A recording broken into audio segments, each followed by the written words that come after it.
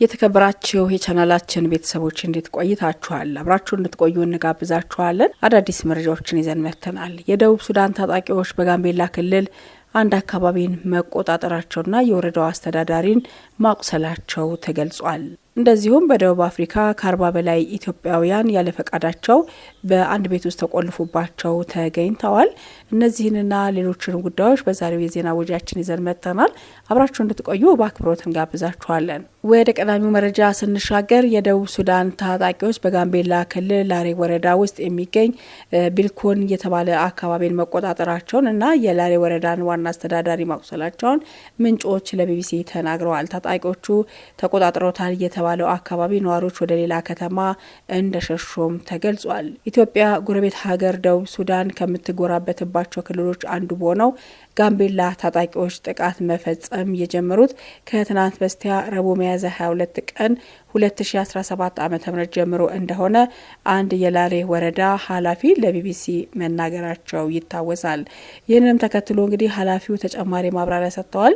እንደሳቸው ገለጻ ከሆነ የኢትዮጵያን ድንበር አቋርጠው የገቡት ከደቡብ ሱዳን መንግስት ጋር ግጭት ውስጥ ያሉት የሱዳን ህዝቦች ነጻነት እንቅስቃሴ ተቃዋሚ ታጣቂዎች ናቸው። ታጣቂዎቹ የገቡት የኑዌር ብሔረሰብ ዞን ላሬ ወረዳ ስር በምትገኘው የድንበር አካባቢዋ ፓጋግ ቀበሌ እንደሆነ ጨምረው ገልጸዋል።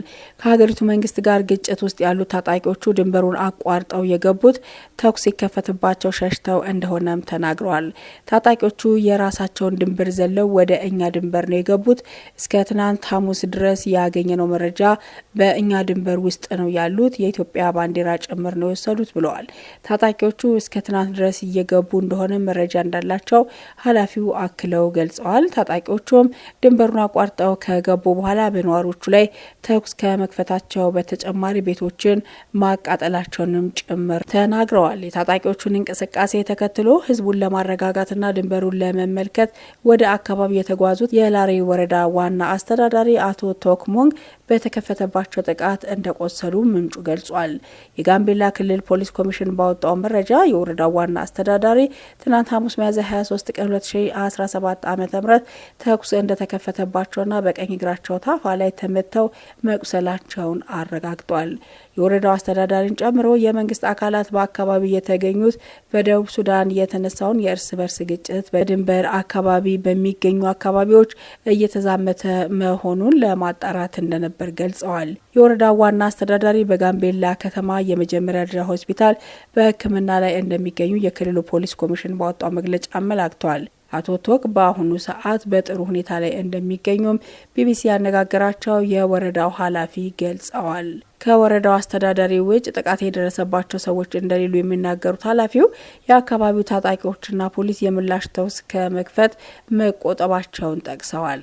በአካባቢ የነበሩት የጸጥታ ኃይሎች ተኩስ ቢከፍቱ ኖሮ ብዙ ጉዳት ይደርስ እንደነበረ እርምጃ ያልተወሰደበትን ምክንያት አስረድተዋል። ኃላፊው እንደሚገልጹት ከሆነ ድንበሩን አቋርጠው የገቡት የደቡብ ሱዳን ታጣቂዎች አሁንም አካባቢው እንደተቆጣጠሩ ናቸው ብለዋል። እንደተገኘው መረጃ ከሆነ በአካባቢው ብዙ ቤቶች ተቃጥለዋል፣ በርካታም ህዝብ እየተፈናቀለ ነው ብለዋል።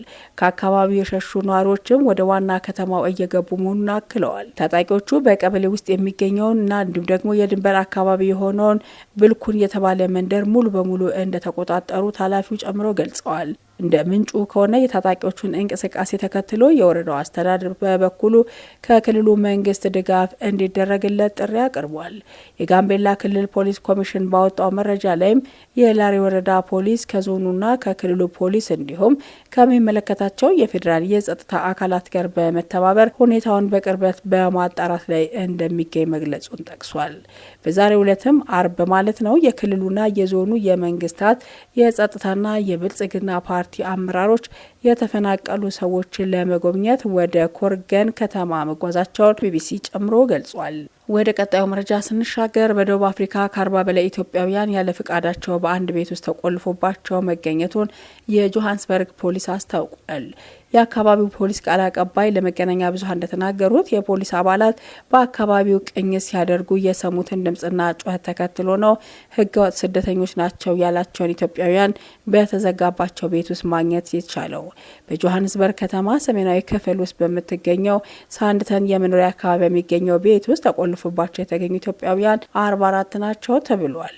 ትላንት ማለዳ ላይ የተገኙት እነዚህ ሰዎች በተለይም ቤቱ ተቆልፎባቸው ጩኸት እያሰሙ እንደሚገኙ በትላንትና ማለዳ ዘገባችን መዘገባችን ይታወሳል። እናም ይህንን አስመልክቶ ፖሊስ እንዳለው ከሆነ ከነዚህ ህገወጥ ኢትዮጵያውያን ስደተኞች መካከል 27 አዋቂዎች ናቸው። ቀሪዎቹ 17 ደግሞ ታዳጊ ልጆች ናቸው። ፖሊስ ያሉበትን ማወቅ የቻለው በተዘጋ ቤት ውስጥ ሲጮሁ በተሰማው ድምጽ ነው። ነገር ግን ከመካከላቸው እንግሊዝኛም ሆነ የአገሬውን ቋንቋ የሚናገር ባለመኖሩ አስተርጓሚ ተፈልጎ ዝርዝር መረጃ እስከሚገኝ ድረስ በተገኙበት ቤት ውስጥ እንዴት እንደገቡና ምን እንዳጋጠማቸው ለጊዜው ፖሊስ ለማወቅ እንዳልቻለ የፖሊስ ቃል አቀባዩ ማቢላ ማሶንዶ ተናግረዋል። ኢትዮጵያውያኑ ስደተኞች ያሉበት ቦታ በፖሊስ ታውቆ በተያዘበት ጊዜ የቤቱ ባለቤትም ሆነ እዚያ ቤት ውስጥ ቆልፎ ያስቀመጣቸው ግለሰብ አልተገኙም ወይም አምልጧል ተብሎ ይታመናል።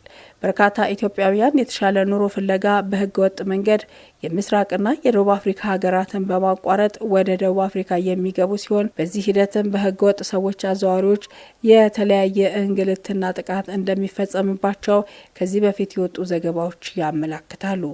የደቡብ አፍሪካ መንግስት ባለስልጣናትና ዓለም አቀፉ የፖሊስ ተቋም ኢንተርፖል ኢትዮጵያውያን ስደተኞችን በህገወጥ መንገድ ወደ ደቡብ አፍሪካ ለማድረስ የሚደረገው የሰዎች ዝውውር አሳሳቢ መሆኑን ከዚህ በፊት ገልጸው ነበር።